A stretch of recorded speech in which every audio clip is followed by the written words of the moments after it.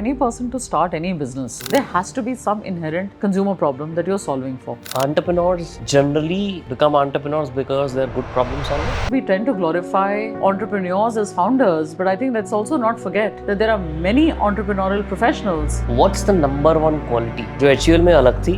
HUL, yeah, it's truly a CEO founder factory with a very strong moral compass which makes you do the right thing. What's the basic difference between sales and marketing? आप अपने career में कुछ भी कर लें, you are always going to be a salesman because everybody has to sell. If tomorrow even as a CEO, you can't sell your vision to your team. Marketing truly is, लोग Apple भी जब खरीदते हैं, उन्हें value दिखती है, हर साल खरीदने पहुंच जाते हैं. जब 14-15 आता है, there is no major differentiation. You are buying into the story. How do you play the angle of pricing? Important thing is that price also is a very big marker of quality. आप जब बहुत सस्ती चीज लेके जाते हैं, actually आप नहीं खरीदते. The top 2 or 3 challenges of a consumer brand.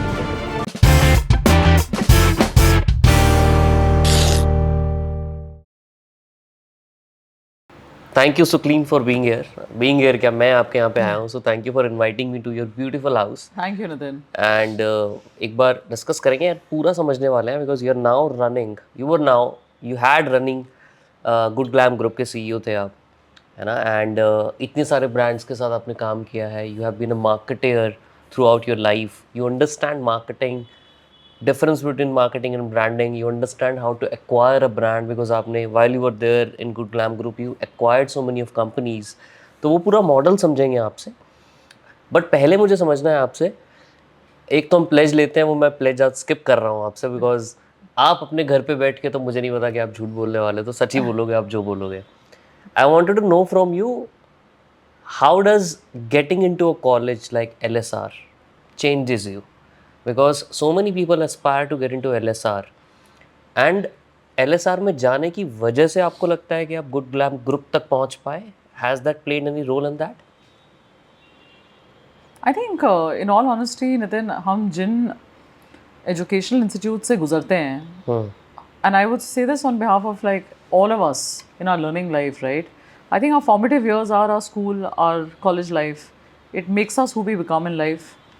I think sitting where you are in college, you never know where life will unfold because एक 21 साल के बच्चे से अगर आप पूछें कि आपकी ज़िंदगी अगले 20 साल में क्या होगी, nobody can predict where life will take you.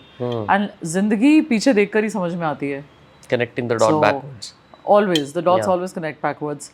So even for me, I think why I felt LSR was a big turning point in my career or in the person that I became, to be fair, was because that's the first time I ended up tasting leadership in a very big way, right? So आप एक ऐसे इंसान से बात कर रहे हैं जिसने शायद स्कूल लाइफ में एक बार भी हाथ नहीं खड़ा किया होगा to be a prefect or a class monitor. Introvert थे आप?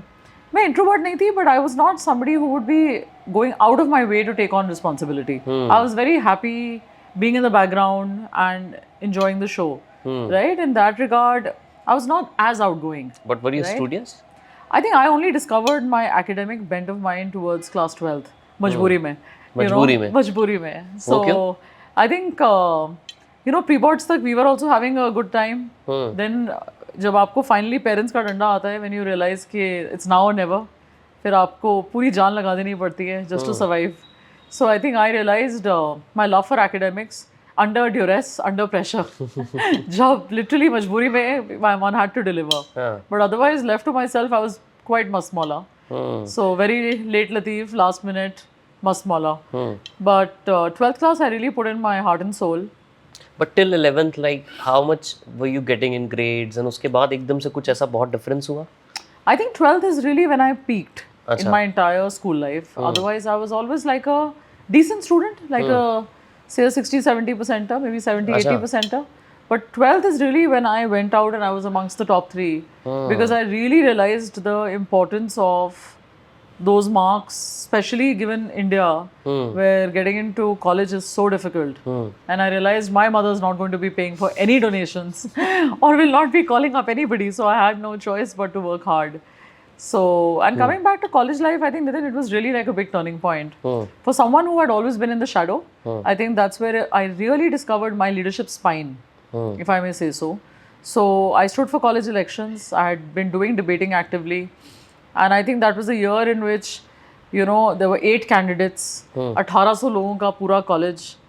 and a women's college, coming from a co-ed school, I think just that experience of that 1 year, it really taught me the importance of leading a team, of taking a step back when needed, but most importantly, the courage to walk alone. Because कई बार आप ऐसे decisions लेते हैं जो आप शायद populist ना हो, लेकिन आपको मालूम है in the long run they may be the right things to do.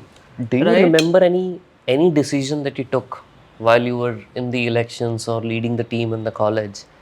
कोई ऐसा decision जो आपने लिया हो? Because I know when you're saying this statement, कोई ना कोई reason होगा आप ये जो statement बोल रहे हो. कोई ऐसा decision याद है आपको जिसकी वजह से आपको शायद उतना populist opinion नहीं मिला हो, maybe hatred मिला हो और challenges मिले हो, but you still stood up?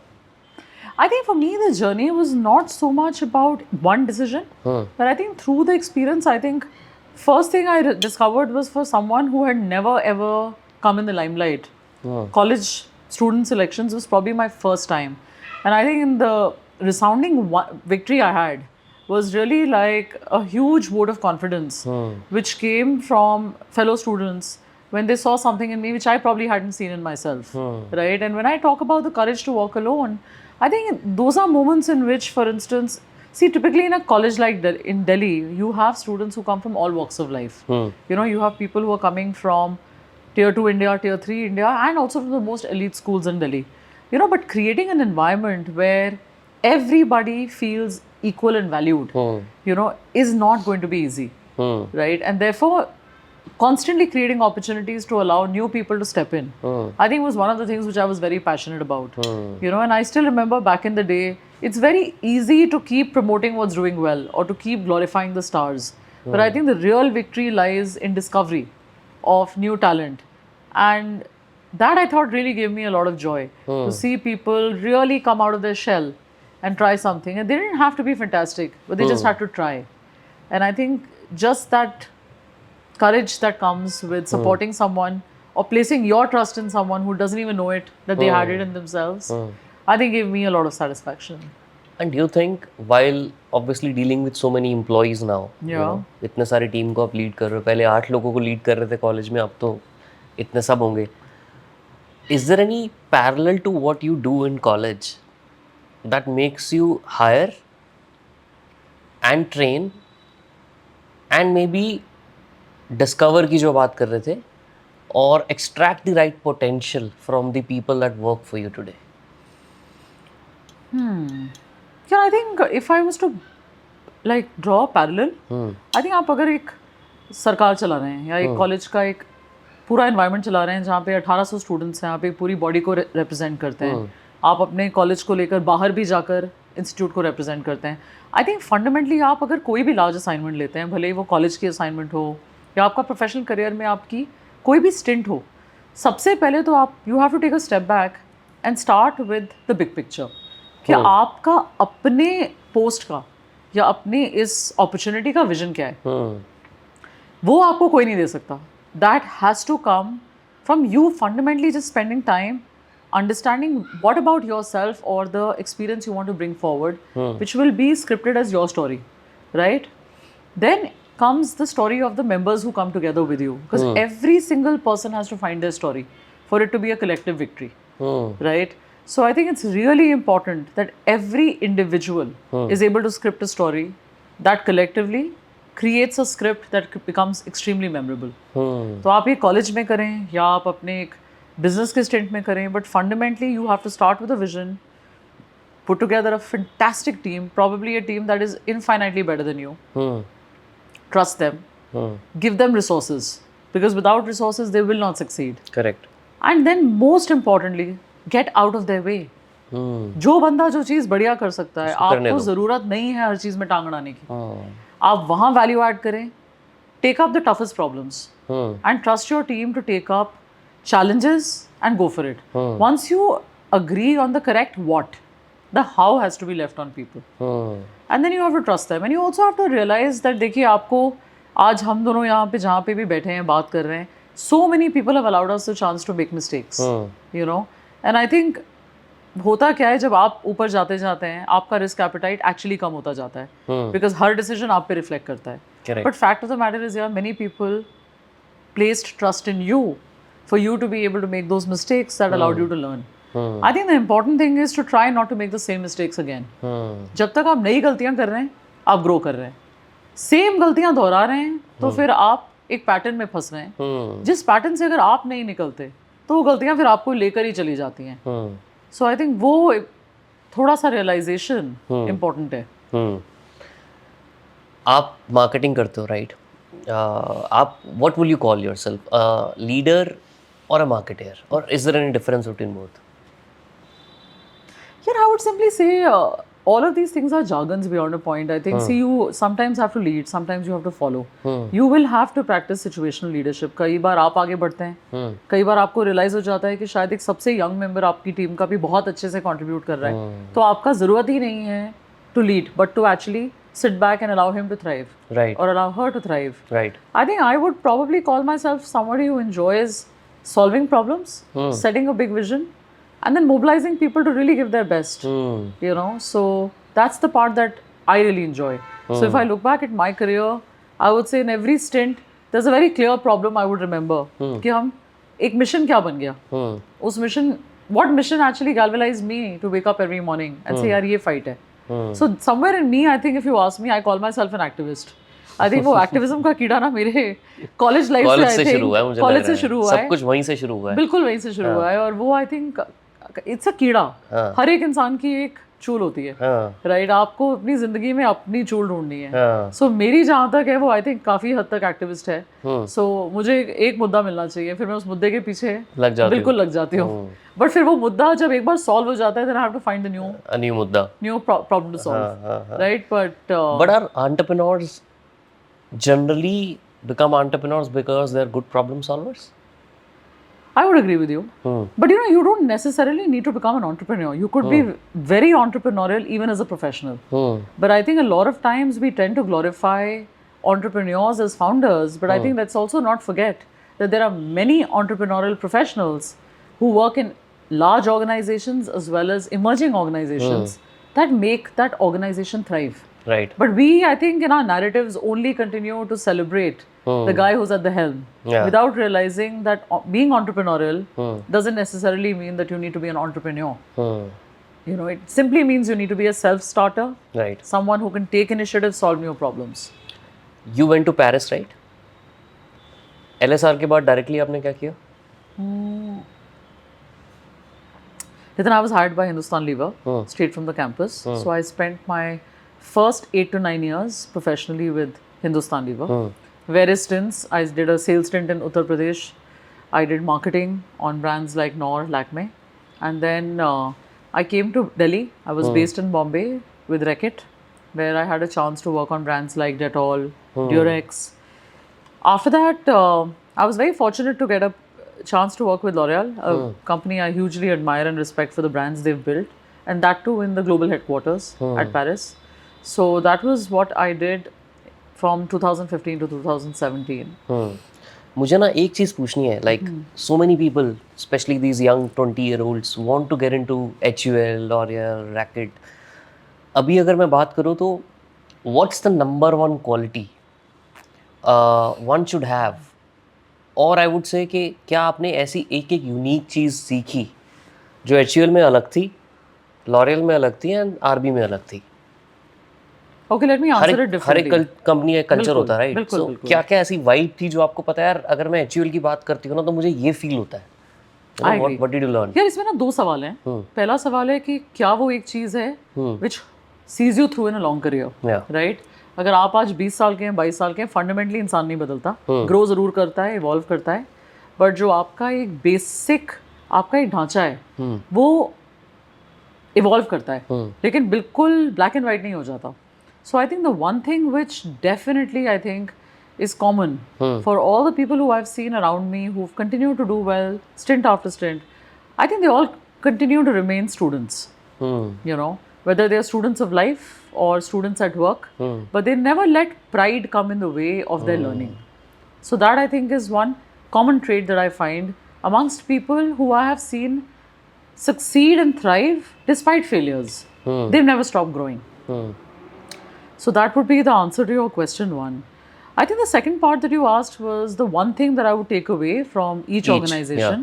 I think in HUL, yeah, it's truly a CEO founder factory. So how do you really place trust in people early and give them challenging assignments to bring the best out of them? I think no other organization in India does that better than HUL. And with a very strong moral compass, which makes you do the right thing. And I think celebrating doing the right thing is something which I think the company does a really good job of. Reckitt, I think, is a fantastic organization with regards to learning commercial acumen. धंधा चलता कैसे है, right? And I think her company HUL जितनी बड़ी नहीं होती, इतने resources नहीं होते. So how do you actually run a lean machinery in a much more agile way? Is Reckitt.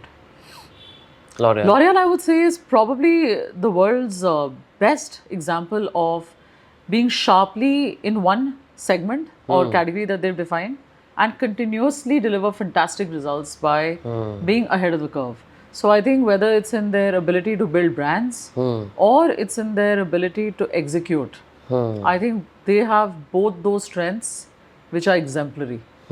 So that's the unique part. Yeah. You said you started with sales and then you obviously moved your way to marketing, right? बिल्कुल. अगर किसी 20 साल के बच्चे को ये समझना हो कि सेल्स और मार्केटिंग में मेजर डिफरेंस क्या होता है, and I am sure definition भी बहुत टाइम से चेंज होती आई है. पहले कुछ और होगी, आज की डेट में कुछ और होगी, राइट? बिल्कुल. करंट 2024 की अगर मैं डेफिनेशन या डिफरेंस बोलूं, for a 20-year-old to learn what's the basic difference between sales and marketing, what would you tell? क्या देखो, आप अपने करियर में कुछ भी कर लें, you are always going to be a salesman, because everybody has to sell. You know, whether you're selling an idea, you're selling a product, you're selling your vision, you have to continuously sell. If you don't, if tomorrow even as a CEO, you can't sell your vision to your team, there's no one who's going to buy into it or execute. So I would say everybody sells, underline. उसमें तो आप basically कोई उसमें दो राय नहीं है. See, now what marketing truly is the ability to be able to create a lasting differentiation. आप की कहानी दूसरे की कहानी से अलग कैसी है. That lasting differentiation is the reason why people choose one versus the other. अगर आज आप पॉडकास्ट की बात कर लें, there are dime and a dozen podcast. फिर भी एक ऑडियंस है जो नितिन की ऑडियंस है, एक ऑडियंस है जो शायद शांतनु की ऑडियंस है. अब हर तरह का इंसान जो एक तरह का कंटेंट व्यूअरशिप भी कर रहा है, वो उस कंटेंट में कहीं ना कहीं अपने आप को ढूंढता है. Right. So it's super important for marketers to realize what do their brands stand for, how do they inspire trust, and what are the product functionalities or emotional reasons why anybody chooses one versus the other. I think that really defines the difference between a commodity and a brand. You know, why you continuously choose to buy the same thing over and over and over again requires you to be a sharp marketer. Does the story also help you sell better? Always. आप बेच तो कहा नहीं रहे हैं. तो सो अगर मैं बोलूँ commodity versus a very core product which is very differentiated, right? Where would the story sell much better? मतलब एक product है जो बहुत commoditized है, साबुन बोल लीजिए, let's say, right?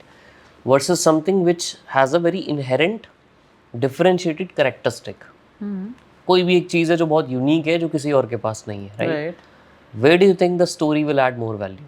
यार दोनों तरफ वैल्यू करती है ना क्रिएट. अगर आप देखिए साबुन की कैटेगरी इतनी बड़ी कैटेगरी है, हाईली कमोडिटाइज्ड है, लेकिन उसके बावजूद Dettol emerged as the number 1 soap brand over the last 30 years. Why? Because it had a clear story. साधारण स्नान नहीं, डेटॉल, राइट? क्योंकि ये मारे 99.9% जर्म्स, राइट? तो वो कहानी है ना. करेक्ट. अब वो कहानी आप बाय करते हैं, that gives you the confidence, नहीं यार ये साधारण स्नान नहीं है, ये डेटॉल स्नान है. तो डिफरेंशिएशन तो वहीं आ गई, राइट? अब आप यही चीज़ देखें टेक में, आप एप्पल के 70,000 के रुपए के प्रोडक्ट के लिए भी लाइन लगा के खड़े हो जाएंगे. वरना आप अगर एक्चुअली आपका घर पे हेल्प करेगा एक मोबाइल ले आना, आप देख रहे होंगे सबसे सस्ता कौन है, राइट? तो वही चीज़ जब आप अपने लिए खरीद रहे हैं, you don't mind spending that extra mile. But यही चीज़ आप गिफ्ट कर रहे हैं या दूसरों के लिए ले रहे हैं या बल्क में खरीद रहे हैं, आप सबसे सस्ता ढूंढ रहे हैं. So you could be buying the same category as a commodity और as a brand depending on what you seek from it, right? So I think but how do marketers figure out the right story for something? I'm sure जब आप इन सारे brands में काम करते होंगे, आपके पास options आते होंगे कि यार हमें ये स्टोरी पे जाना चाहिए वर्सेस बी स्टोरी पे जाना चाहिए, right? Yeah, it's a science and an art. कैसे करते हो? यार you have a very very detailed and robust research methodology. आप देखते हैं, अगर हमें सिंपल लेमैन लैंग्वेज में भी कहूँ, कोई एग्जांपल देके समझा पाओगे? कोई भी ब्रांड का जिस पे आपने कुछ ऐसा किया हो जिससे ऑडियंस कैन रिलेट बेटर. मैं आपको जैसे एग्जांपल देती हूँ, जैसे जिसको आप हार्पिक देखिए, राइट. आप सारी इंडिया में आप हार्पिक जैसी ब्रांड सारे लोग यूज़ कर रहे हैं, राइट. अब हार्पिक इतना बड़ा क्यों बना? क्योंकि पहले टॉयलेट साफ करने की प्रथा ही नहीं थी. उसके बाद सिखाई गई कि देखिए एसिड से न धोएं, हार्पिक से धोएं, डिटर्जेंट से मत धोएं, हार्पिक से धोएं. क्योंकि जहाँ ब्रश नहीं पहुँचता वहाँ हार्पिक पहुँचता है. अब वो एक एजुकेटेड, आपकी जो एक एजुकेशनल स्टोरी थी, उससे क्या आपने क्रिएट किया? आपने एक रेलेवेंस क्रिएट की. जो एक नीड एग्जिस्ट ही नहीं करती थी, आपने वो नीड एग्जिस्ट की, राइट. अब उसके बाद आप फिर बताएंगे कि आप जो आज आप चीज़ें यूज़ कर रहे हैं उन चीज़ों से बेहतर कैसे हैं. That's when you actually start building differentiation. साधारण डिटर्जेंट नहीं, आप चुनिए हार्पिक, क्योंकि ये वहाँ पहुँचता है जहाँ एक आम ब्रश नहीं पहुँचता, क्योंकि ये 99.9% जर्म्स मारता है, right. That's how you build differentiation. And last not the least is value. See, India is an extremely value-centric country. We are extremely worried about whether the price is right or is it worth paying more for. So वही चीज़, वही Harpic की कहानी में जब मैं आपको कहती हूँ कि अब नितिन यार क्या वेट कर रहे हो, वही चीज़ 20 रुपए की चले 1.5 महीना, आप कहते हो यार क्या बात है, 20 रुपए की 1.5 महीना चलेगी, दे दे यार, right. Which is where pricing becomes very important. So क्या आपकी बात नहीं है, क्या कंज्यूमर के लिए रेलेवेंट है, क्या उसमें उसको वैल्यू दिखाई देती है. And value is not always सस्ता. इसकी जो दाम में दे रही हूँ उसके लिए वैल्यू है कि नहीं, राइट. अब लोग एप्पल भी जब खरीदते हैं उन्हें वैल्यू दिखती है. Correct. हर साल खरीदने पहुंच जाते हैं, राइट. जबकि डिफरेंशिएशन नहीं होता. हर प्रोडक्ट जब 14, 14, 15 आता है, there is no major differentiation. मुझे 10 सालों में नहीं पता चला ये जो चिप बदलती है उसका एक्चुअल आउटकम क्या होता है. और वो अगर सुपरसोनिक भी फास्ट चल रहा है, मेरी जिंदगी में क्या फर्क पड़ रहा है, उठा रहा तो फोन ही है, right. But fact of the matter is you are buying into the story, and that's what makes you go from 14 to 15, 15 to 16, right? So if anybody wants to become, no matter a salesperson or a marketer or even a founder, right, they should always focus on creating compelling stories around the product or the brand that they're selling. 100%. But I think most importantly, for any person to start any business, you either have to solve for a problem. There has to be some inherent consumer problem that you're solving for. Can someone start a commodity business today? Of course, but that's a trading business, right? So you can create a lot of value through trading. There's absolutely no struggle there. But you have then two business models. It's either a trading model where you pick a business, you trade it, and then you basically make the money on the difference, right? Or you actually build a business where you create long-term value by creating equity for the brand that you build, right? And in that, whether you solve for a need, like a problem that you solve, or you solve for desire. अब Louis Vuitton की किसी को कोई need तो नहीं है, आपको कोई मतलब आप मरे तो नहीं जा रहे हैं लुई विटॉन खरीदने की, but you build a desire. आप दिखा रहे हैं कि वो किस तरह के लोग हैं जो लुई विटॉन लेके घूमते हैं, वो किस तरह के लोग हैं जो एक पॉश की गाड़ी में घूमते हैं. You are basically announcing to the world that I've arrived. But that's driven out of desire, right? So all discretionary spending, your luxury buying, it's purely thriving on building desirability. And then if you look at a lot of your fast moving categories, they are inherently built on solving problems. Oh, आपको pimple हो गया, आपको चाहिए Himalaya, right? Correct. So that's a problem, right? Correct. So all the luxury brands, they don't focus on solving a problem? They are solving for different kinds of problems, right? Like if you look at Maslow's needs of hierarchy, आप शुरू में मुझसे नितिन पूछ रहे थे psychology, अगर आप पूरी की पूरी कंज्यूमर मार्केटिंग देखें या कंज्यूमर टेक देखें, इनहेरेंटली सब कुछ साइकोलॉजी पे बेस्ड है. सो अगर आप मैस्लो और उनकी नीड्स ऑफ हायरार्की को समझें, so everything is a problem at the end of the day. एक रोटी कपड़ा की प्रॉब्लम है, the basics, then you have the need for belonging, then you have the need for self esteem, and then you have brands that solve for self actualization. So today a brand like, I mean, largely luxury is driven at building self esteem, because आप निकलते हैं घर से, अपना bag उठा लेते हैं, suddenly आप चौड़े हो जाते हैं. अब वो चौड़े आप कैसे हो रहे हैं? Because that brand is basically helping you at that, it's the way people view me, right? The signal that we associate ourselves, that people see us. It's really, remember you the Oninda ad, it's owner's envy and neighbor's pride. But it's exactly that, you know. That's true. But अगर मुझे आज luxury brand banana, let's say, right, how do I create desirability? Is there any process that I should follow that will help me create that desirability? Yeah, I don't know if it's a process, but I think anybody who's ever built anything in luxury, in my view, has humongous amount of passion for that category. Because luxury is not to sell to the masses. It is to sell to the people who really value and are willing to pay the premium for how bespoke it is or how scarce it is. अगर वो हर जगह हर नुक्कड़ पे मिल रहा है, फिर वो Coke Pepsi है, right? So by design, it has to be special, exclusive, limited. If it's everywhere, it can never be exclusive. Right? I have often heard this, and correct me if I'm wrong. Brands that are luxury, they don't really want to sell to those who can afford it. They always want to sell to those who can't afford it, because that creates desirability. Always. Is that true? You know, I think it's not about luxury, it's about all the things. अगर आप पूरी advertising देखें, your consumption audience is usually one peg lower than your communication TG. Because the entire human race is aspiring, right? You always want to see a better version of yourself. Nobody wants to see themselves, right? Like our real self is not what is going to get you to buy anything, right? You are always going to see what more. Yeah. Right? So, but इस चीज को commodity या FMCG space में कैसे करेंगे फिर हम? In luxury, I understand that you want to create desirability. And maybe you've priced it in a way that people who can't afford it might want to aspire to afford it. But the same principle, can this be applied to create like a brand for a soap? I think it's applicable to all businesses. If I give you an example in lipsticks, like when Lakme 9 to 5 was launched, 9 to 5 as a brand 10 years ago was targeting a working woman. But when the percentage of working women in India, if you were to look at the TAM, total addressable market, would be like a decimal point. You'll be like, "You're kiske liye bana rahe hain?" Right. But the truth is, all the women who were homemakers were constantly looking at that one lady who was probably an air hostess, or that one lady who was heading to the bank, and they found her aspirational. Right. And every time she applied that lipstick, she always thought of becoming that person. Right. Right. But you've built an aspiration for a homemaker. To look up to someone who was working for the life she was leading. See, a homemaker doesn't necessarily needs to be somebody who's constantly sitting at home. She also wants to present her best self. Correct. Even if she goes out to pick up her children. Correct. But it helped you build the aspiration. Right. Right? Right. And I think it's true for so many categories that you always peg your category a notch higher. Another very good example in Bonvita, when you actually showed mums running faster than their child, and you said tayari jeet ki. Correct. I mean, in real life, most moms were just giving Bonvita and going to sleep, right?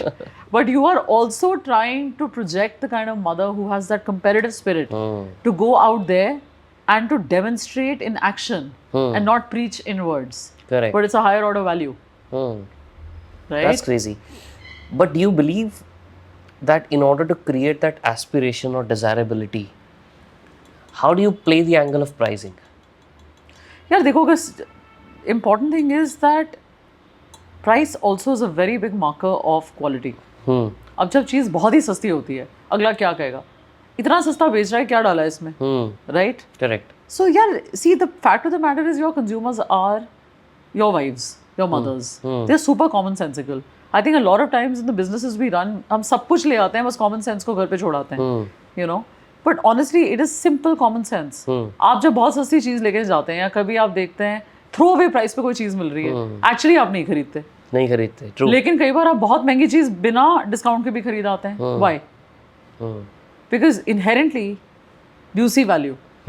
Brands that go on discount once a year as end of season sale, लोग उल्टे लटक के पहुंच जाएंगे वहाँ पे खरीदने के लिए. Like Zara recently happened. Absolutely. And when brands are constantly on discount, you will be like, ये तो हमेशा डिस्काउंट पे कभी भी ले लेंगे. And वो कभी भी लेंगे नहीं होता नहीं है, वो कभी नहीं ले लेंगे, वो हो जाता है. You know, so अगला लेता नहीं है, अगला छोड़ देता है. That's true. So if, let's say, I am a 20-year-old, I want to start learning about marketing today, right? How do I do that? What should? सबसे पहले तो पढ़ाई करो. क्या पढ़े? Yeah, there are so many ways. You can study courses like sociology, psychology, which are inherently about understanding human behavior. Or it could be your classic business school education. But I think one aspect is पढ़ाई, and second is genuine curiosity. आप कहीं से भी गुजर रहे हैं. How curious are you in other people's lives? आप एक टैक्सी भी लेते हैं. How often do you actually not be on the phone or not be scrolling on YouTube and looking at Instagram reels and actually ask the guy, भाई कैसा चल रहा है? धंधा कैसा चल रहा है? पैसे बन रहे हैं नहीं बन रहे हैं? कहाँ रहते हो? कैसे चल रही है आपके घर में चीज़ें कैसे चल रही है? कौन सी पार्टी आ रही है? You know? But yeah, it's about being curious about life. In general. In general. Because yeah, if you have to motivate people to change behavior, you fundamentally first have to be interested in people. Correct. You know, it can't be कि मैं laptop के पीछे छुप के बैठा हूँ, लेकिन guess what, मैं सबको कंज्यूमर को अपना आपसे बेहतर जानता हूँ. ऐसा होता नहीं है. Consumer intimacy starts with being in the shoes of your consumer. You know, आपको उनकी ज़िंदगी जीनी है, उनकी होप्स एंड एस्पिरेशन समझनी है, उनके साथ उनकी ज़िंदगी का पर्सपेक्टिव समझना है. तभी आप एक्चुअली उनकी ज़िंदगी में जाकर कोई भी बदलाव ला सकते हैं. Right? But you said you read about psychology, right? Do you think reading about psychology makes you a better marketer? Yeah, I think reading in general makes you grow. Irrespective of any function. I think आज नितिन की सुई marketing पे अटक गई है, but I would constantly say marketing से भी अगर आगे बढ़ें. If you look at all the greatest thinkers, whether you see Warren Buffett, you see even here like someone like even Shah Rukh Khan. I mean, you look at people who are actually fundamentally growing, whose talks you listen to when you feel like you've gathered a perspective. How are they actually growing? They're growing on the back of reading and reading and reading and reading. Because that is the one thing that helps you form a perspective. It widens your horizon. So that's one theoretical aspect. The other aspect of it, like I mentioned, is the practical aspect. Is curiosity. You know, उसके पैसे नहीं लगते. उसमें आपको fundamental interest होना चाहिए. Correct. To genuinely want to know कि आपकी ज़िंदगी कैसी है. And that I think is important because that's how you connect the dots. Amazing. मुझे अब ये बताओ कि इतने सारे कंज्यूमर ब्रांड्स को आपने लीड किया है, राइट? एंड पहले तो मैं समझूंगा कि what exactly is the top 2 or 3 challenges of a consumer brand in India today? I think the biggest risk is to build a brand and to not get commoditized. I think the second big challenge, especially in the age of online business, is attention span has become this small. Then how do you first disrupt a consumer and then how do you build loyalty? Retention कैसे लाएंगे आप? Correct. I think that's a very big challenge as well. And third, I think, which is a universal challenge, which I think is true for legacy brands as well as new brands, is how do you stay relevant over generations? You know, are you like a one film wonder or do you continuously deliver blockbusters decades after decades? Requires a real reinvention. तो how do you figure out all these 3 parts? जिसमें आपने सबसे पहले बोला, मैं second वाले की बात करूँगा, जहाँ आपने बोला कि D2C के अंदर जैसे स्पेशली अगर हम ऑनलाइन स्पेस की बात करते हैं, right, attention span is obviously 2-3 seconds. Reel देखा, फटाफट से स्क्रॉल अप किया.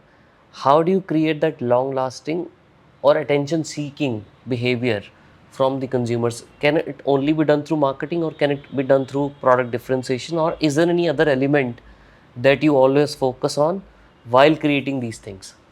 You know, I'll answer this question by asking you a question. हाँ. आपने लास्ट कौन सी चीज़ खरीदी थी नितिन? मैंने कल एक बैग खरीदा है. कौन सा bag? Luggage bag for cabin. किस ब्रांड का खरीदा? American Tourister. क्यों खरीदा? मैं बताता हूँ. I was looking at all the reviews and मैंने मुकाबारा देखा जो अभी बहुत ट्रेंडिंग में है, and I was so keen on buying it only because I thought कि सब लोग इसको खरीद रहे हैं तो कुछ तो स्पेशल होगा. फिर मैंने सफारी देखा, फिर वही जो अपने लेगेसी ब्रांड्स हैं वो देखे, but then I ended up buying American Tourister because वो आ रहा था कि this bag is not returned by the people who are buying it. So that was the insight with for me कि यार इसको जब खरीदते हैं लोग तो इसको वापस नहीं करते. That means it's the quality and the trust in this particular brand is much higher compared to the others, because मुझे उसमें कुछ ऐसा tag नहीं दिखा. That's the reason I went for it. You've answered your own question. यही जवाब है. हाँ.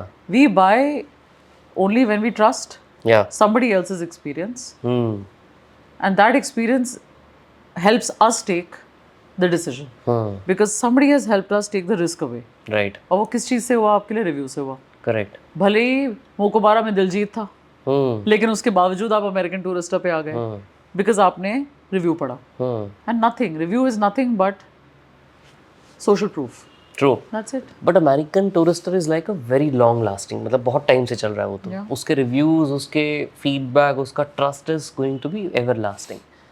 For someone who is getting into the business now, they obviously don't have reviews. They just started. How do they, get that trust or build that trust from the beginning? यार नितिन, ऐसे नहीं होता ना. अब तुम अपनी जिंदगी में let's say forget brands for a minute. आप अपनी जिंदगी में रिश्ते देखो.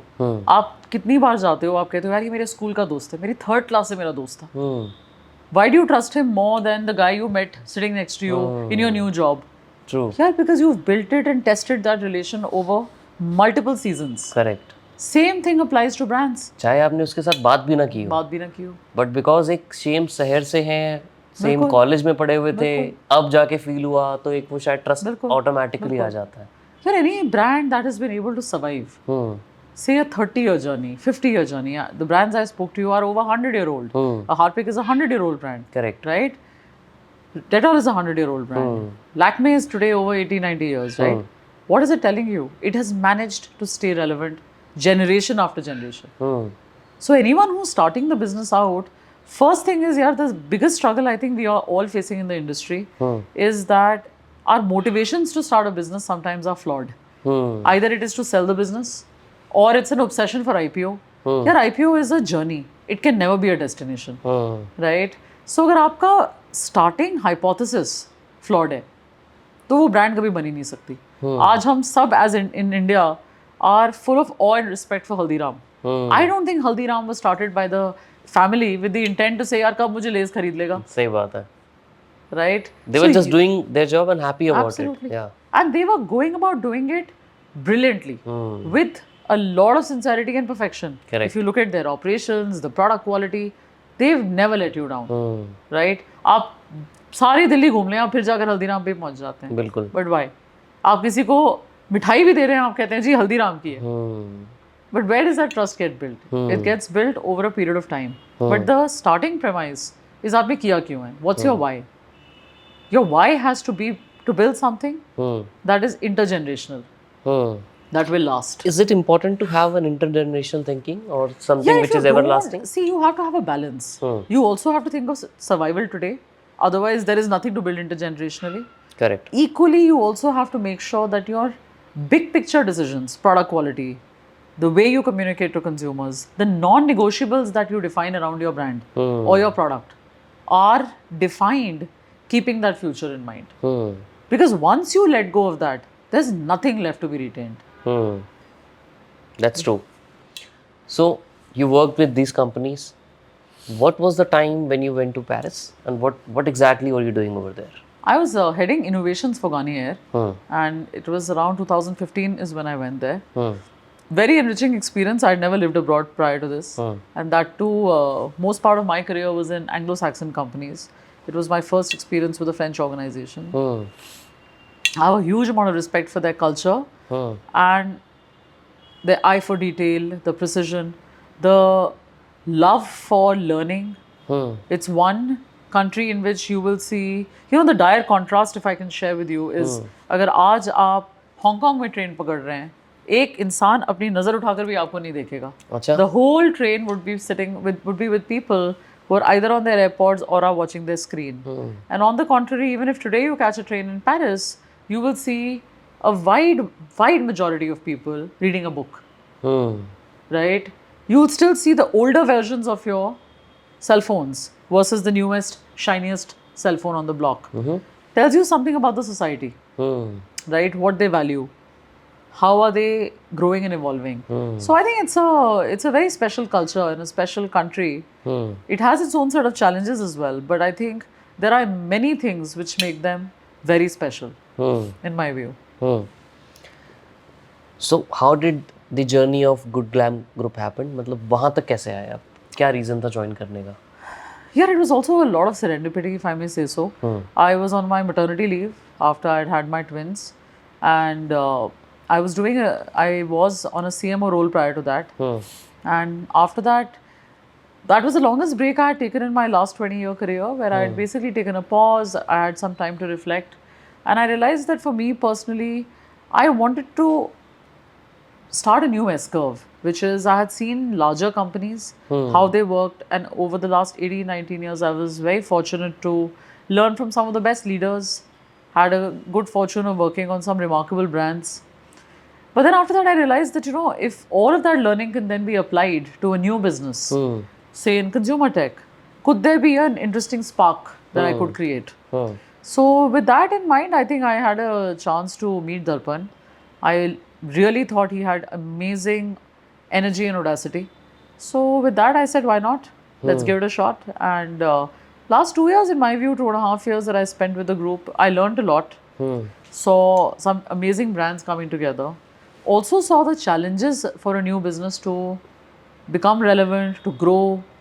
And also 2021, mind you, Nitin, was an era where money came in very easily. Correct. And then life became much harder as the years progressed, where the goalpost shifted from us chasing exponential growth to then saying, oh, we want exponential growth and profitability, which then fundamentally needs you to really look at your business and do a surgery on it. So from a learning curve perspective, I think I was extremely grateful for the experience that I had in the last 2.5 years. I think there's nothing that I could have done in my career before that which could have given me a taste of this. So what exactly, अगर मैं थोड़ा सा समझना चाहूँ, Good Glam Group का जो model है वो क्या है? And how is it different from, let's say, a very large company like HUL? So yeah, like organizations like Reckitt, HUL, if you look at them, they're all fundamentally offline-driven, large distribution model organizations, right? They have very deep distribution. Correct. आप उनकी urban या rural की footprint देखेंगे, it's like awe-inspiring. Correct. What is very different about Good Glam was that fundamentally it became a conglomerate of like-minded brands which are built online. So almost 80-85% of your business is online. And within that as well, lion's share of the business comes from direct to commerce. And in layman's language, it is basically आप एक app खोलते हैं और उस app पे आप जाकर product खरीदते हैं, ना कि नायका पे जाकर या अमेजोन पे जाकर. सो आप अगर माइग्लैम खरीद रहे हैं तो आप माइग्लैम की ऐप से खरीद रहे हैं, सेंट बोटानिका खरीद रहे हैं तो आप सेंट बोटानिका की ऐप से खरीद रहे हैं. Essentially, it's a direct to consumer model. And I think that's where it's very different, because I think larger companies right now still haven't found D2C to be as relevant in the larger scheme of things, because still it doesn't make a meaningful difference to their life today. They're able to make their numbers happen by going deeper in rural, or even to extract greater penetration out of urban. I think that's where this business model was special, where there was media companies, there was an influencer company, and then there were brands. So media assets allowed you to reduce your consumer acquisition cost, especially with Popexo's acquisition and Scoop Whoop's acquisition. One saw a substantial reduction, also a part of the group. Then you had the creator company, which had one humongous base of influencers who were basically creating content that can help you create social proof.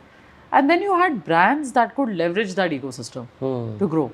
So I think to that extent, theoretically on paper, it is a very interesting model. But of course, like any model, it has to stand the test of time and also has to evolve and fine-tune itself. And I think it's an evolving journey. All businesses need a lot of tender love and care for them to grow. So, but you believe to become a very large brand or a large revenue-making company and profitable company, one has to eventually step into the offline world also? Yeah, because consumers are navigating offline and online. No? They don't really understand these fancy words. You will as much buy a brand or product from a nearby kirana as much as you will buy from your app or in quick commerce now. So I think it's really about playing omni-channel, simply because that's how consumers are also shopping. And also think about it like this: a larger than life brand can never be built on a 6-inch screen. You need to see the brand in the real world. So how do you do experiential selling unless you make your presence in offline? But ये वाले जो सब brands हैं, ये तो सब online ही है. But they also have an offline presence. They do have an offline. When did they started in offline? Since 2017, I think MyGlam started its journey in offline. But of course, offline is a much harder business. It puts a lot of pressure on your working capital. आपका पैसा घूम के वापस आने में बहुत time लग जाता है. आपके 80 से 120 दिन लग सकते हैं. So that does put a lot of pressure on your working capital. But having said that, I think यार without offline beauty, foods, fashion, it's impossible to be able to give consumers a taste of what you are offering. So I think to that extent it's a very relevant channel, but it's a bit like playing with fire. You have to tread with caution. आप ज़्यादा तेज़ी से करते हैं तो आप उसी आग में भस्म हो जाते हैं, बहुत धीरे करते हैं तो इम्पैक्ट ही नहीं आता. It's about making sure store level sales आए, store level profitability आए.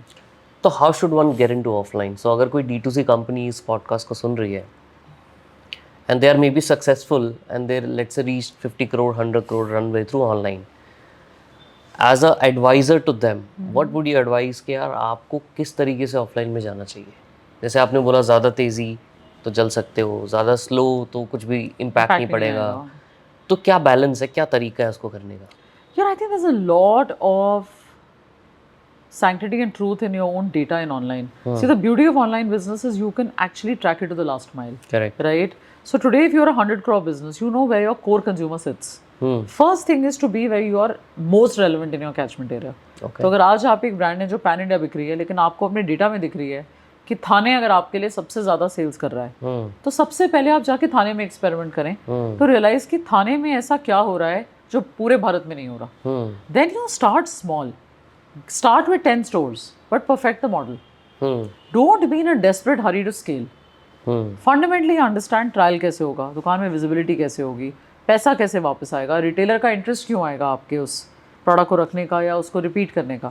बिकॉज आपके आज रिटेल बिजनेस को देखें, एक्चुअली अगर आप एक दुकान में खड़े हो, एक दुकान में पैसे कमाने कितने मुश्किल हैं. It is so important to understand how difficult is it to make that money. अगर आप देखें, it's such a well run machinery. अगर आप एक होलसेलर पे जाएं या एक दुकान पे जाके खड़े हों, Nitin, it's not a joke. Correct. वो इतने स्मॉल, इतने छोटे मार्जिन पे ऑपरेट करते हैं, 2% 4%, 4%, लेकिन उसके बावजूद है making money. Correct. So it's a extremely efficient model, and in that model if you have to stand out, it is extremely important that your product has velocity. अगर उसका रोटेशन ही नहीं हो रहा है तो इम्पॉसिबल है कि वो दुकानदार आपके प्रोडक्ट में इंटरेस्ट होगा. करेक्ट. बिकॉज उसकी वर्किंग कैपिटल ब्लॉक हो जाती है. बिल्कुल. So I think you have to go to offline when 3 factors are ready. Number 1, you have at least 4 to 5 SKUs which are right priced for offline with high velocity. The mistake one cannot do is to replicate online and offline. Number 2, super important that your portfolio is very sharp. In online आप horizontal खेलते हैं, आप कहते हैं जितनी variety दे सको, वो ये भी खरीद लेगा, ये भी खरीद लेगा. करेक्ट. बिकॉज आपका जो रियल एस्टेट है वो इनफाइनाइट है. लेकिन ऑफलाइन में वो शेल्फ की जगह फाइनाइट है, स्पेस उतना तो ही है. आपको बहुत क्लियर होना पड़ेगा कि आपका वो विनिंग हॉर्स कौन सा है और उस एसकेयू से आप कितनी वेलोसिटी ड्राइव कर सकते हैं. So how do you figure out what's the winning horse? मतलब क्या हम सिर्फ ये देखें कि सबसे ज़्यादा ऑनलाइन में विद इन द एसक्यूज ये सबसे ज़्यादा प्रोडक्ट बिकता है, या you have to benchmark it offline. Correct. So how do you benchmark through offline? Should you look at competitors? You have to look at competitors, you have to look at your price points, you have to look at why somebody would choose you, and then most importantly आप उस product को बेचने के लिए awareness कैसे create करना है. Because एक दुकान में आकर unless there is a beauty advisor जो आपको रेकमेंड करती है, करेक्ट, या एक इश्तिहार आप देखते हैं, या एक दुकानदार ही आपको कह देता है कि यार ये ले लो आपको सस्ता पड़ेगा, there is no other way to be influenced in a retail shop. True. A consumer will come and buy what she is used to. For a new brand to disrupt, it is extremely important to know how will you generate trial. And then the second non-negotiable is product quality. आपने trial generate कर ली, I went home, but the product experience was not up to mark. There's never going to be a repeat. And FMCG business is a business of repeat sales. You continuously acquire, but you can't afford to have a leaky bucket. Correct. So it's important that आप दोनों metrics पे equally काम करें. Acquisition पे भी, product quality पे भी, जिससे आपका repeat and retention होता है. Acquisition की आपने बात की, अच्छा मुझे हैक भी दे दिया बात करने के लिए further. So you acquired so many of companies while working as a part of Good Glam Group. Yeah. Mom's company, Sarona, Organic Harvest. I'm sure while acquiring these companies कुछ ना कुछ आपने ऐसा सोचा होगा, ऐसा तो नहीं कोई भी खरीदता, तो हर एक कंपनी को एक्वायर करने के पीछे I want to know, because जब लोग सुनते हैं ना यार इस कंपनी ने इसको एक्वायर कर लिया, and they create some stories around it. People who are just seeing it from the media angle. I want to know, how do you evaluate companies like at such a scale कि यार 100 करोड़ की company खरीद ली, 50 करोड़ की company खरीद ली, how do you CEOs think when they acquire companies? So I'll give you a broad perspective. First criteria always is buy businesses that are incremental to your growth, right? Because आप शून्य से तो शुरू नहीं कर रहे हैं, आपका एक basic hypothesis है अपने business को लेकर. Correct. How does that acquisition fit your core hypothesis? And if you decide to buy two brands within the same category or segment, how is their positioning different so that there is incrementality? Correct. What it simply means in layman's language कि आज moms को भी shampoo बेच रहा है लेकिन वो एक माओ को बेच रहा है. उसी तरीके से वही शैम्पू आपका सेंट बुटाने का भी बेच रहा है लेकिन वो बेच रहा है उन लोगों को जो who want to pay for finer ingredients like Moroccan oil. It's the same category but different positioning, right? So I think number one factor is ensure incrementality. Second, ask yourself how does it fit into your strategic narrative, right? And third most important thing is you have to do a cost benefit analysis to look at your payback. To say asset का आपका value क्या है? Is it overvalued, undervalued? And how can you actually leverage that asset as part of your portfolio to grow faster? How will you be a better neighborhood for that asset versus where it is already there? तो how आपने बोला undervalue या overvalue, right? How do you figure out कि ये asset जो है ये undervalued है या overvalued है? Is it just pure play financials or some other art is also associated with it? Oh, yeah, you also have to look at fundamental consumer pull. कि ये pull driven brand है कि push driven brand है? Because देखो push driven brands में beyond a point आप जितना मर्जी धक्का मार लें fundamental consumer demand is low and आप ट्रायल दो ही तरीक़ों से करा सकते हैं. या तो आपका ब्रांड का पुल बहुत स्ट्रांग हो और अगर पुश बेस्ड भी है देन क्या ट्रेड में लॉयल्टी बहुत स्ट्रांग हो. कोई एग्जांपल हो ना पुल और पुश का ब्रांड्स का. अगर आप डिओड्रेंट्स की कैटेगरी देखिए, Fogg is a classic example of a pull driven brand. Pull, okay. It's a clear pull driven brand. They spend a lot on advertising.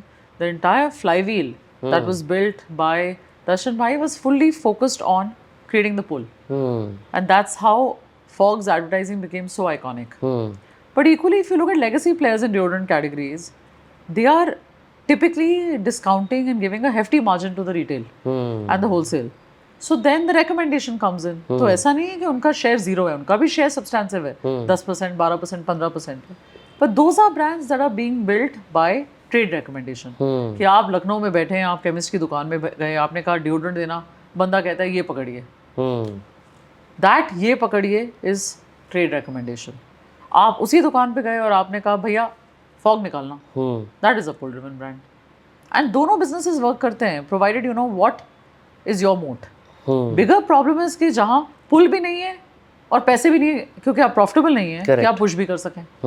Then it's a double whammy. Correct. तो would you say कि एक pull driven brand will be a high margin business? Yes. And primarily marketing driven. Yes. And slow in the beginning to obviously create that pull. Yes. Versus a push driven brand will primarily be a distribution driven business. Yes, correct. You're right. And low margin because it's more distribution driven. So you need to give more margins to the distributor and retailers to push it. Yeah, your end EBIT might be similar.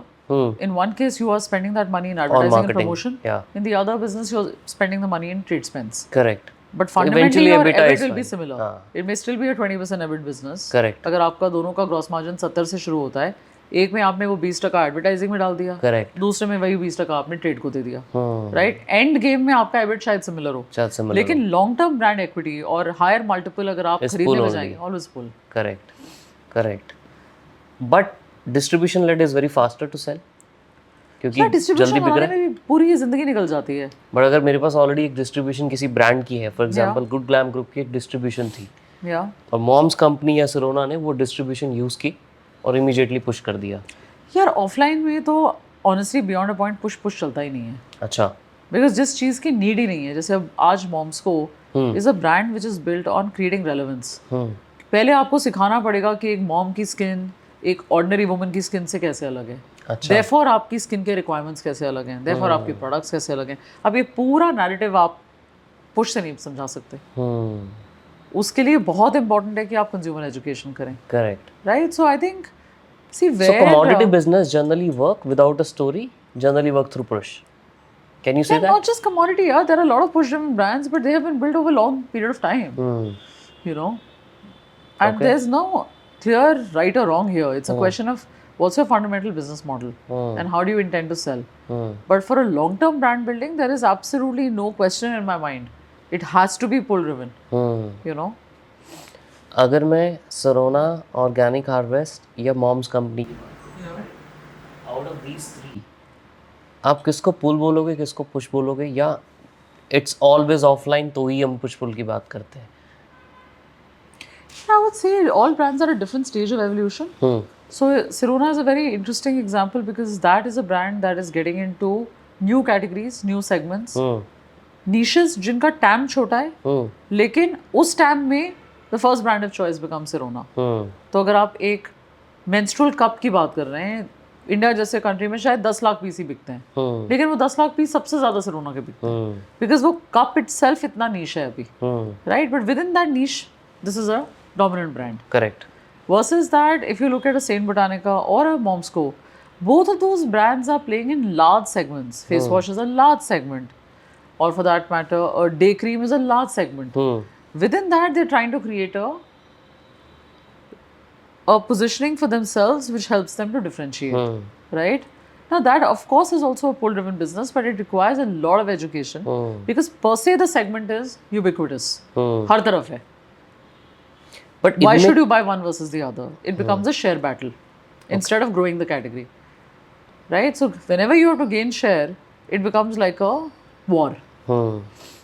But while all of these brands are there as a part of the entire group, कभी आपने कुछ ऐसा successfully एक दूसरे की strength को leverage किया? Do you remember any example कि जैसे मान लो एक की ऑडियंस थी बट दूसरे का product was fitting more to that audience maybe and then you cross sold? Yeah, I think there are many occasions in which Sirona and MyGlam have partnered. Okay. Because both the TGs are young. You know, your menstrual hygiene category user is also sub 25. So is your core makeup consumer on a brand like MyGlam. So I think there were plenty of opportunities of that nature where those synergies existed. And they have been leveraged quite well within the business. एक चीज़ और मुझे पूछनी है that since you are operating at such a scale, बहुत सारे time ऐसे भी होते होंगे then when you have the option to buy a brand like a company like Sirona or maybe mom's company versus creating your own product and launching it under the same umbrella of other brands. क्यों ऐसा होता है कि that you go for an acquisition versus creating your own brand? Yeah, I think there are various reasons why you look at acquiring a business. Sometimes you don't have that skill set. So you believe that when you acquire one core brand, you also bring with it its R&D. Or you also bring capability that you didn't have within the group, right? That becomes one very big factor. Second factor also can sometimes be the speed at which you want to innovate or create presence. It's far easier to scale a 50 crore brand than it is to take a brand from 0 to 5. So your early stage takes its own share of time.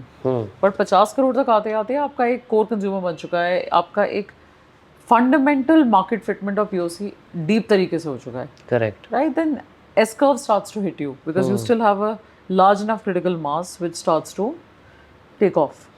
So I think there are always going to be first principles which one has to consider on why you choose to acquire a business to create synergy.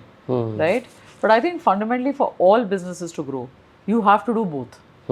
You have to look at synergies which lie outside because they allow you to scale, leveraging your strengths, and equally you have to build your own businesses because not everything can be buy. Correct. It has to be a good balance of buy and build. So I wanted to know one last thing from you, right? What's your eventual goal? So if you're sitting today, 5 year, 10 year down the line, क्या देखते हो आप? क्या आपको लगता है कि आपको सबसे ज़्यादा पीस या हैप्पीनेस देगा करने में? Yeah, I see myself working till I die. Okay, which I don't know if it's a good thing or a bad thing, but I think intellectually I want to constantly keep growing and be around people who energize me, right? So that's one definite writing on the wall which I see for myself personally. Second, I do see myself growing and taking on different challenges which don't necessarily need to be only business, right? You can actually drive impact in various ways. So I think if I look at the journey ahead at this point of time, I think what I absolutely love doing and what gives me a lot of energy is to scale businesses. I think if you ask me, there are some very, very brilliant leaders who can do fantastic early stage and scale. I think if I look at my own personal drive and passion is to really scale. You know, I love playing that catalytic role to grow businesses. And I think as long as I can just be fortunate to have interesting brands and businesses to build alongside leaders who I look up to and admire, and also who do you look up to? Yeah, various leaders. Yeah, I think in businesses, if you look at the world around us, yeah, anyone who's steered a good ship, like I have a huge admiration for the way Gopal has steered Airtel, or the way Faguni's built Nykaa. You know, they're fantastic stories, right? Or in the purity or the clean business which both Grow and Zerodha have built. You know, so there are fantastic businesses that have been built in India. And in recent times, I'm a huge fan of the execution hustle that you see in Blinkit. You know, in the way they've actually built a business, or in Swiggy, and how innovative they have been. Right? So I think there are exemplary examples of innovation that India is building today, Nitin, which I think, honestly, as a generation, we are going to be proud of. You know, they are innovative, they are first to market, they have insane execution hustle. I think they are very admirable businesses. Or even for that matter, what Varun has built with Mamaearth, I think I have a huge respect for how the brand got built to a certain size and scale in, say, 10 years, which larger businesses have probably taken 20-25 years. Correct. So I think there is a lot of very good work that's happening in India, despite the fact that the headwinds are very strong. But there are still many bright sparks that really inspire us to continue building on the same. Okay, last. Top 2 or 3 books that you want to recommend anyone to read? Yeah, I have many personal favorites, but I think one of my all-time favorites is Green Lights by Matthew McConaughey. I think it's a fantastic book. I'm reading a very fascinating book recommended to me by a very dear friend, Amin, is Nasty, Brutish and Short, and very insightful. And I think one book that I think every one of us who's ever done anything entrepreneurial keeps going back to over and over again is Hard Things About Hard Things. You know, so very inspiring even today. And I think with respect to even watching content, I love Naval Ravikant and I love Peter Thiel. I think you can keep watching them over and over again. Yeah. Or the Peter Thiel was in controversy recently. You saw that? On Joe Rogan podcast. Oh really? I missed it. But or even Simon Sinek, I really think he makes you answer some very basic first principle questions, which I think help you see life a lot more simply. You know, and also brings in a lot more empathy, right? You know, like a lot of times we tend to be blind, or sometimes just don't know our own why or why we do things. You know, because before you solve a why for an organization or a brand, you first have to craft a mission statement for yourself. Correct. कि मैं क्या कर रहा हूँ और मैं क्यों कर रहा हूँ. And 9 out of 10 times you realize कि लोग लगे हुए हैं दौड़ में बिना मंजिल के, which is also okay. You can be wandering, but that also is a mission then, which is discovery, right? But I think it is important to constantly allow yourself a chance to take deep breath and pause. Something I honestly must confess I didn't do enough of for a long period of time. I think whether it was COVID or it was maternity or it's been the last couple of months that I've spent, I'm just so immensely grateful, Nitin, for these pauses. I think if I could say one thing to my younger self is that, you know, every 5 years, you should gift yourself a quarter of a pause. You know, because that pause makes you reflect. Whether you do that after every 3 years or 5 years, whenever you think आपका घड़ा भर गया है, but आपको फिर वो pause लेना पड़ेगा to reflect and to drop a few things. Only then can you add a few things. True. अगर वो भरे घड़े के साथ ही आप भाग रहे चलते रहोगे, तो फिर तो कोई नई चीज आ ही नहीं पाएगी. Correct. You know, वो बोझ आपके कंधे पे हमेशा ही लदा रहेगा. Correct. कुछ उतारेंगे तो कुछ डालेंगे ना. बिल्कुल. तो that I think is a gift I think we should all give ourselves. Thank you so much. बहुत मजा आया. And once you are on your next phase after that घड़ा, I know. We'll do another session, another podcast with you. 100% Nitin. I think you're on to something special. Thank you so much. I think I'm glad we had this conversation, and I'm very sure you have your own audience. Yeah. And I think you bring in a lot of sincerity and simplicity in your questioning as well. And I think to do this along with your business is quite exemplary. Thank you. अब लोगों को आप बोल दो, subscribe कर लें. मैं तो कभी बोलता नहीं किसी को. देखो भाई नितिन बहुत ही सिंपल शरीफ है, सिंसियर बंदा है, लगा हुआ है अपने मिशन में, एंड आई थिंक ऐसे ही लोग बहुत दूर जाते हैं लाइफ में. आई थिंक बस लगे रहना पड़ता है, and I would love it if more and more people watch his content, because the one thing that you will 100% find in his every script of his is the sincerity of purpose, and I think that you're doing a great job with Nitin. Thank you so much. Thank you. Thank you.